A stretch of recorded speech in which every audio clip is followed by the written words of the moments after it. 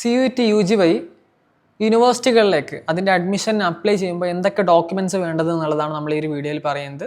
CUET UG എഴുതിയിട്ടുള്ള നിങ്ങളുടെ friends ഉണ്ടെങ്കിൽ അവർക്ക് അയച്ചു കൊടുക്കുക. ഫസ്റ്റ്ലി നമുക്കിതിൽ മെയിനായിട്ട് വേണ്ട ഒരു ഡോക്യുമെൻ്റ് എന്ന് പറയുന്നത് നമ്മൾ 10th-ലെയും 12th-ലെയും സർട്ടിഫിക്കറ്റ്സ് ആണ്. നമ്മളിതിൻ്റെ മാർക്സ് അപ്ലോഡ് ചെയ്യേണ്ടതായിട്ടുണ്ട്. അപ്പോൾ ആ കാര്യങ്ങളൊക്കെ കറക്റ്റായിട്ട് നിങ്ങൾ കൊടുക്കുക എന്നുള്ളതാണ്. പിന്നെ നമുക്ക് വേണ്ടത് CUET സ്കോർ കാർഡാണ്. ഈ വർഷം CUET എഴുതിയിട്ടുള്ള സ്കോർ കാർഡ് നമുക്ക് വേണ്ടി വരും. അത് നമുക്ക് അപ്ലോഡ് ചെയ്യേണ്ടതായിട്ടുണ്ട്. അതൊരു പ്രധാനപ്പെട്ട കാര്യമാണ് ഇതുമായി ബന്ധപ്പെട്ടിട്ടുള്ളത്, സ്കോർ കാർഡ് എന്ന് പറയുന്നത്. അതുപോലെ തന്നെ അഡ്മിറ്റ് കാർഡും ഇതും പ്രധാനപ്പെട്ട ഒരു കാര്യമാണ്. അതുപോലെ തന്നെ നമ്മളുടെ ഐ ഡി പ്രൂഫ്, ആധാറോ അല്ലെങ്കിൽ ലൈസൻസോ അല്ലെങ്കിൽ നമ്മളുടെ പാസ്പോർട്ട് ഏതാണ് നമ്മളുടെ ID പ്രൂഫായിട്ട് നമ്മൾ കൊടുക്കുന്നത് ആ സാധനം അത് നിർബന്ധമായി വേണ്ടി വരും. ഈ 3 കാര്യങ്ങൾ ജനറൽ ആയിട്ടുള്ള ഡോക്യുമെൻ്റ് ആണ് നിർബന്ധമായിട്ട് വേണ്ടത്.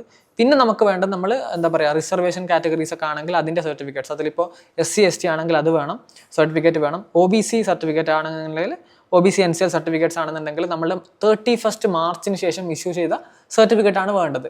അപ്പോൾ ആ കാര്യം പ്രധാനമായും ശ്രദ്ധിക്കണം. ഒരുപാട് കുട്ടികൾ 31 മാർച്ചിന് മുമ്പായിട്ടാണ് സർട്ടിഫിക്കറ്റ്സ് എടുത്തിട്ടുള്ളത്.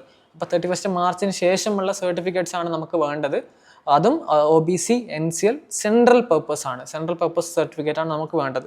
അതുപോലെ തന്നെ EWS സർട്ടിഫിക്കറ്റ് വേണ്ടി വരും. EWS എന്ന് പറയുന്നത് എക്കണോമിക് വീക്കർ സെക്ഷൻ ആണ്. അപ്പോൾ അതും സെൻട്രൽ പർപ്പസ് ആണ് വേണ്ടി വരിക. അതുപോലെ തന്നെ അതിൽ തന്നെ ഡേറ്റ് എന്ന് പറയാൻ 31 ശേഷമുള്ളവർക്കും വേണ്ടി വരാം. അപ്പോൾ ആ കാര്യം കൂടി ശ്രദ്ധിക്കാം.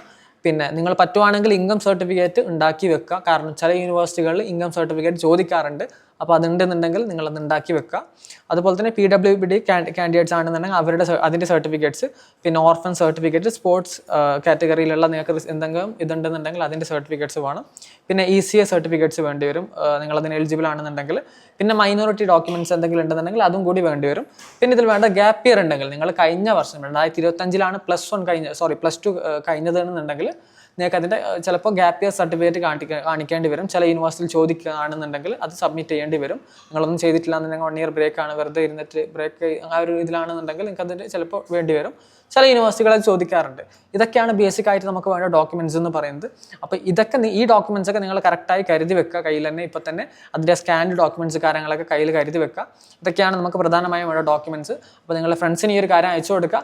CUET-യുമായി ബന്ധപ്പെട്ടുള്ള കൂടുതൽ അപ്ഡേറ്റ്സ് കാര്യങ്ങളൊക്കെ നമ്മുടെ ഗ്രൂപ്പിൽ ഷെയർ ചെയ്യുന്നതായിരിക്കും. അപ്പോൾ ഗ്രൂപ്പിൽ ജോയിൻ ചെയ്യുക. All the best.